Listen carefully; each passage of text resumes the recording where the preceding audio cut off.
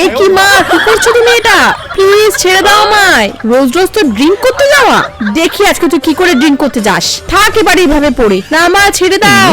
হ্যাঁ, মা ভেবেছে আমাকে আটকে রাখবে, এটা থেকে তো আমি সহজেই বেরিয়ে আসবো। ইয়া, এই তো বেরিয়ে গেছি। হ্যাঁ, আমাকে আটকে রাখা কি অতই সোজা? এবার কিছু একটা পড়তে হবে। এই তো এই প্লাস্টিকটা পরে নি। আরে বা, এই তারটাকে বেল্টের মতো লাগিয়ে নি। ওয়াও, আমার ড্রেস হয়ে গেছে। এবার ড্রিঙ্ক করতে যাই। হ্যাঁ, কি এত ইঁদুর ধরার কল! বাপ রে, এটা তো হাত দিলেই আমার হাত চিপটে যাবে। কি যে করা যায়, একটা জুতো দিয়ে দেখি তো। ও মাই গড, না, এভাবে পর্দাটা সরানো যাবে না। এই তো বুদ্ধি পেয়েছি। পায়ে অনেকদিন সাবান মাখা হয় না, পা থেকে নিশ্চয়ই অনেক ময়লা বেরাবে। ওই ময়লাটা দিয়ে গোল বলের মতো করে নি।